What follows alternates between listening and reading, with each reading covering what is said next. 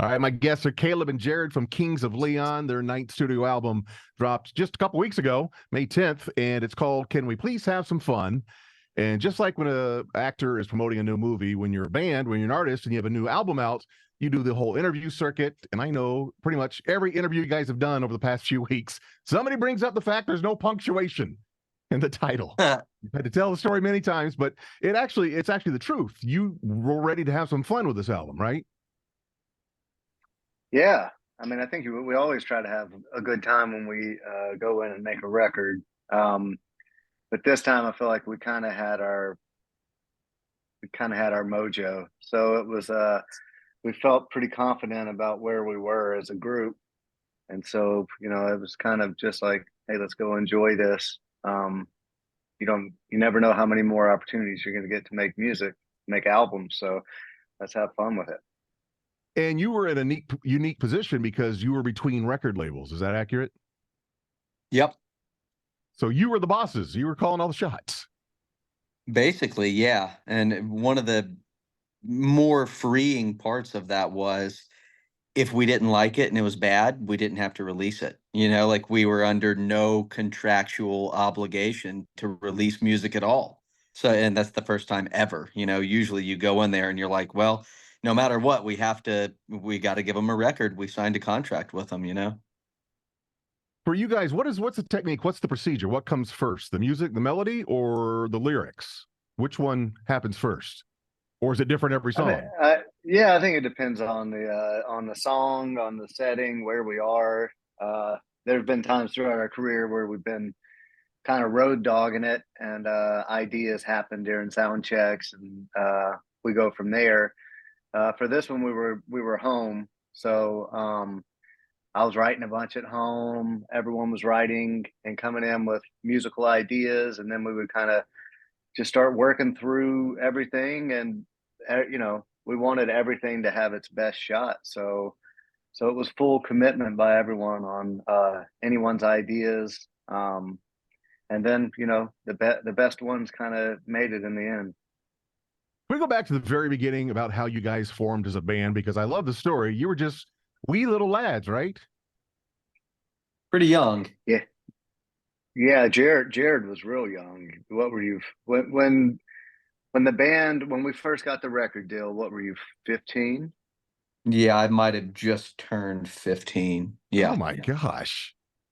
Yeah. So wow. yeah, we bought him a bass before he got his driver's permit, and that was we're like, you don't need a driver's license. We're gonna have a bus driver, bro. I didn't lose my virginity until the third album. Oh my goodness. So you were actually on tour at that age. And it was the bus driver. And so when you talked your cousin into joining you, he was in a different state, and you told his mom it's going to be like a week, right? That was the start. Yeah. And here we are a few years later. Yeah. 20 years down the road, he's still here. His mom's still waiting at the door. So there's a line in your song Mustang, which we're playing here at Kink, and we're loving it.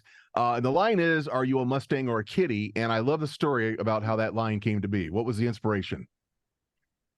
So I had like a little melody I was kicking around, if you'll call it that. I was like playing on this E chord, kind of hammering away, and the melody was kind of starting to form in my head, but I didn't really have any messaging behind it.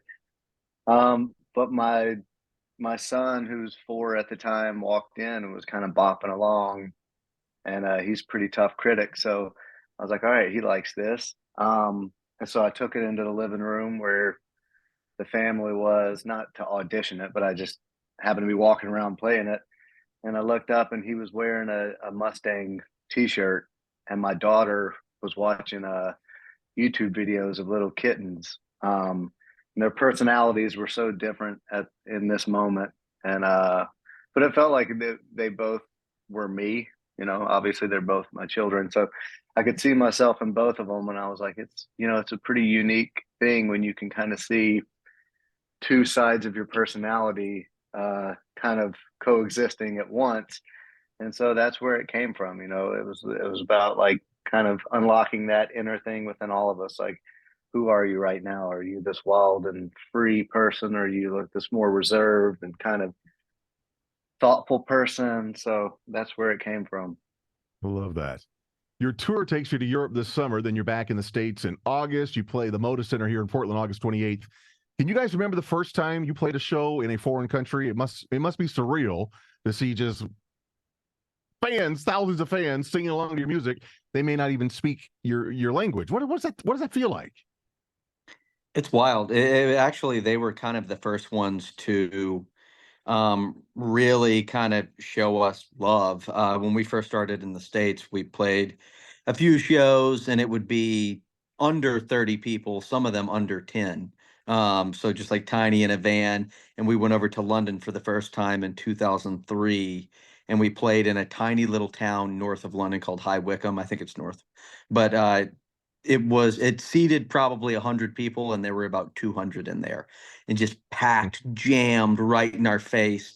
And so we kind of felt the love really early from the UK. And now it's like you said, now it's big in South America and Mexico, and you go these places to where the many members of the audience might not even speak English, and we don't speak any languages except for American. Southern American. Yeah. Yeah, when we first started, we had even stronger Southern accents, like very strong.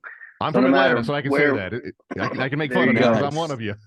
So even in America, they didn't really understand us. So it didn't matter where we played; we were always in the same boat. Now, speaking of that little town or village in England where you kind of launched you there in the UK, you're going back there this summer. Is that right? Correct. Yeah, We we're are playing Hyde going Park back. in London. Yeah, we're not going to make it to High Wycombe this time. I don't think, where the first show was, but we will be in the UK. I was watching something. There was somebody with a microphone out on the street somewhere in the UK, and they were letting folks listen to your album and then talking to the folks about Kings of Leon. And you guys are, I mean, you're gods in this country, but my gosh, you're revered. It's Yeah, incredible, it's man. pretty. Like, It's something that you you never get used to. It never gets old. It's one of those things that no matter how far we take this thing in our careers, you always have those little reminders or those little shocking moments that make you go like, "Oh wow, this has become bigger than us." You know, it means so much to so many people around the world, and yeah, when you can see it go from generation to generation, and I mean, we play shows, and there are people that are there with their kids that they introduced to their music, and now those people have kids. And so it's like, it's generational love that we felt all around the world. Touring, I'm sure it's super exciting, but it's got to be rough. I mean, I know it's grueling. Do you take any of your family members along on the tour with you? Do they visit at all when you're out of the country?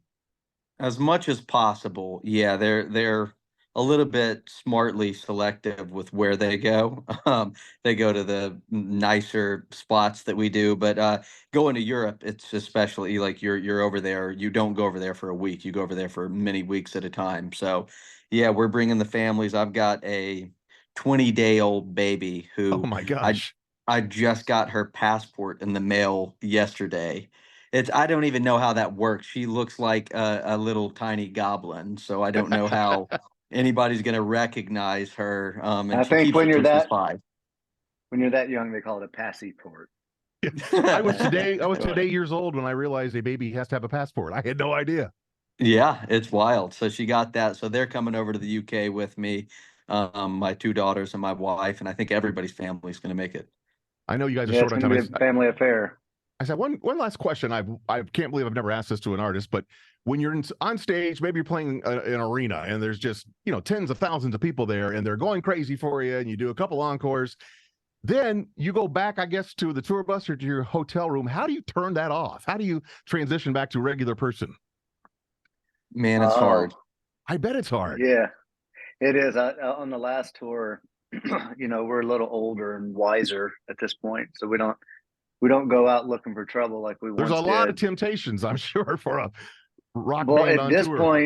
at this point, it's gotten almost comical because we will finish our set, and it takes a minute for the crowd to disperse. Well, a lot of times we've kind of bonzoed from the stage straight into a car, and I will be in my robe in my hotel room, sitting there and look down and be like, oh, people are still leaving the venue. And they think that we're out doing these crazy things. And I'm just sitting there like looking for some YouTube video to watch. I'm Well, you just should make stuffing the my face announcement. full of magnesium and putting on my eye mask. Sexy. You should make the announcement like Elvis used to. Kings of Leon have left the building. They're now in their robes and slippers. Gentlemen, thank you so much. We're loving the music. Jared, congratulations on your little goblin baby. Thank you. And looking forward to seeing you guys when you come to Portland this August. Look forward to it. Awesome, man. Take Yes, care, thank guys. you. See ya. Bye.